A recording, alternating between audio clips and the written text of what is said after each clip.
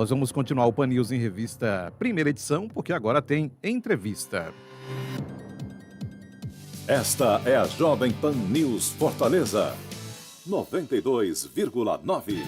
Tá contigo, Anderson. Vamos falar sobre violência contra a mulher, Luciano, que continua, infelizmente, sendo um grave problema no país inteiro. A gente tem visto muitos casos, inclusive neste mês de março, que é um mês dedicado às mulheres, tem o Dia Internacional da Mulher, e em 2025, ano passado, o país registrou 1.511 casos de feminicídio, o maior número desde que o crime passou a ser tipificado.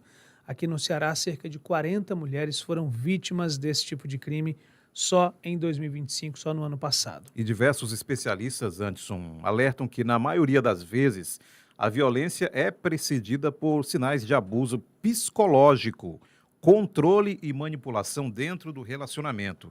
Sobre esse assunto, nós vamos conversar agora com a psicóloga clínica e sexóloga Gabriela Almeida Soares Issa. Doutora Gabriela, bom dia, seja bem-vinda à Jovem Pan News, tudo bem? Bom dia, Luciano. Bom dia. São tudo ótimo com vocês. Tudo em paz. Tudo em paz, doutora, bem-vinda. Olha, muitas pessoas ainda acabam associando, né, a violência apenas à agressão física. Mas existem outros tipos de violência, desde a violência psicológica, enfim, começa aí de outras formas até dentro de um relacionamento. Que outros tipos de violência são esses? A gente tem a violência psicológica, temos também a violência sexual, que é quando a mulher ela se obriga a ter relação sexual mesmo sem ela não querer, mas por estar casada ou namorando ou dentro de uma relação amorosa. Ela se vê como uma obrigação de ter essa relação sexual. A gente também tem a violência financeira, que é quando ela não consegue gerir o próprio dinheiro, ela não consegue, por exemplo, ela trabalha e ela recebe esse dinheiro, essa remuneração, e aí ela tem que passar para o parceiro, ela não consegue ter um dinheiro, ou então ela não está trabalhando, mas o parceiro, ele vai ditar o que ela pode comprar, o que ela não pode comprar, e ela vai ter que ficar pedindo. Então, isso também se caracteriza como uma violência financeira. A gente tem a agressão física, que é a violência física, que não é só um tapa ou um murro. O grito, ele também se caracteriza como uma violência física.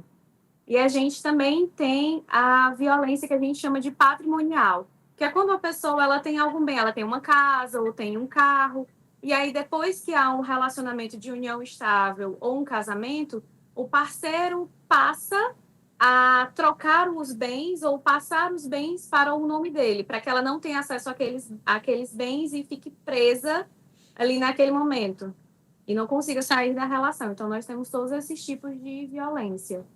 Doutora Gabriela, quais são os primeiros sinais de alerta que uma mulher deve observar em um relacionamento para não chegar em momentos como esse que a senhora acabou de falar aí?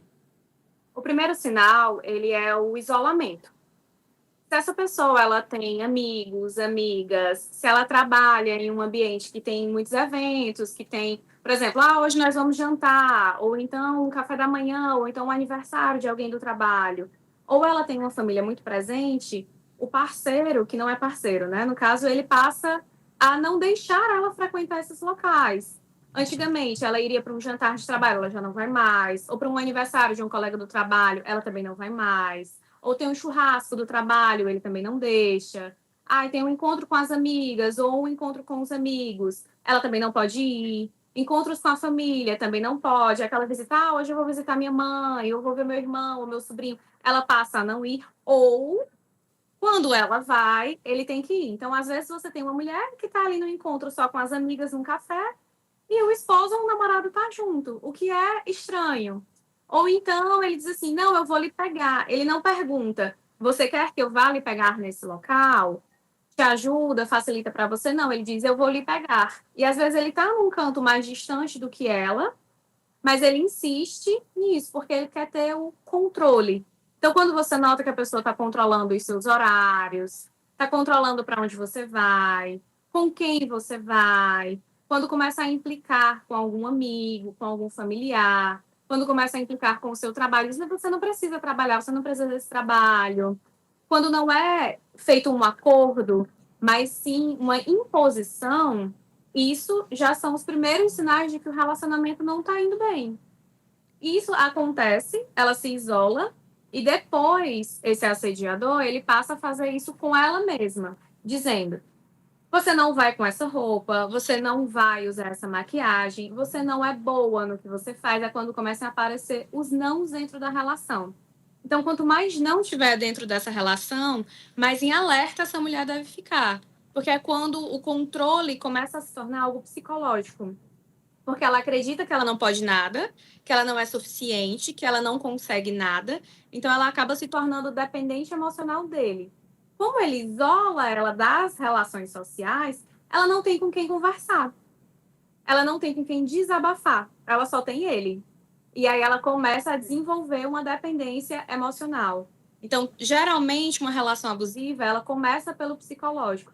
Primeiro você tem o isolamento, depois você tem a entrada desses não, de você não é boa, que atinge a sua autoestima, e aí você começa a se tornar uma pessoa dependente emocional do abusador, que é quando ele começa a exercer um controle psicológico e depois físico na sua vida. Doutora, e esses sinais que você falou já apontam aí um relacionamento abusivo, mas como perceber essa evolução, né? Até que ponto, de fato, a mulher entende ali que não há, por exemplo, violência física, e aí, de repente, ela está sendo agredida, está sendo puxada pelo braço, o cabelo está sendo puxado. Quer dizer, existem situações mais graves, né? Que sinais são esses de que esse relacionamento abusivo pode evoluir para agressões físicas? Às vezes a gente não percebe porque esse controle a gente entende como o outro está cuidando de mim. É porque ele não quer que eu vá sozinha. É porque ele não quer que essa roupa seja provocativa e cause um problema na nossa relação e outra pessoa dê em cima de mim. E aí ela entende que isso é um cuidado, mas não é um cuidado. Cuidado é quando vem revestido de conversa. Então, quando não tem conversa no relacionamento, é tudo imposto, tudo se torna uma regra, já começam os abusos a aparecer. E o abuso físico, ele aparece justamente nisso. Que é quando o homem, ele coloca na mulher algo que ela tem que fazer. Ela não tem a escolha. E aí, quando ela se coloca dizendo, eu não vou fazer isso, vem o grito, que é o primeiro sinal, assim, de alerta do abuso físico. Vem a questão de você não vai uma batida de mão na mesa ou uma batida de mão na parede, porque o abusador, ele não vai bater primeiro nela. Ele bate em coisas, ele bate numa parede, ele bate numa cadeira, ele bate numa bancada, numa mesa. Ele não vai encostar o dedo nela. Ele encosta, depois que ela começa a se impor mais. Não, eu não vou fazer isso não, eu não quero isso, eu não quero assim. Ou então ela vai e faz, ele fica com raiva. E quando ela volta para casa, vem o grito, os gritos se tornam mais altos, os gritos se tornam mais constantes. Ele provoca discussões, e aí é quando vem o tapa. Geralmente vem o empurrão no ombro, ou então o afastamento dela do recinto, de empurrar assim pelo braço, ou o aperto no braço, o aperto na mão, o aperto na perna, e aí depois vem o tapa. Então é gradativo. Vai do grito, depois o empurrão, depois o aperto forte em alguma parte do corpo, até chegar ao tapa. E quando chega no tapa, acaba ocorrendo de ir para uma agressão muito mais forte, que é o soco, que é o pontapé, que é a pisada no pé.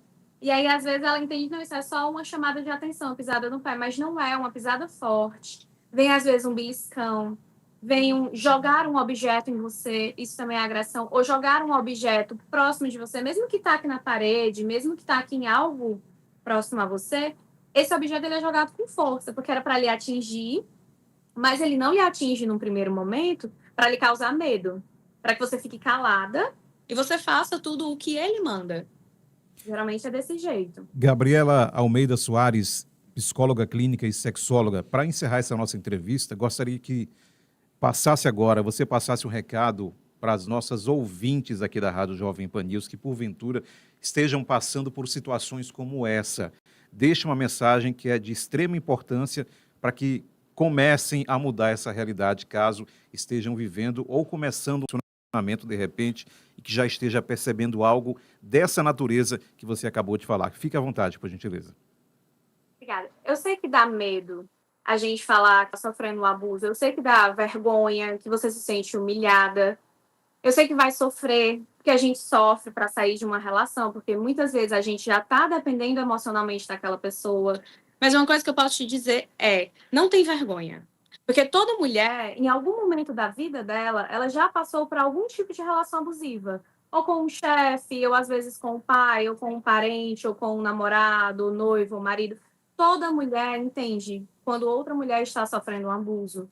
E você, quando chega em qualquer ambiente, seja com uma amiga, seja com um familiar, uma pessoa que gosta de você, essa pessoa vai lhe ajudar.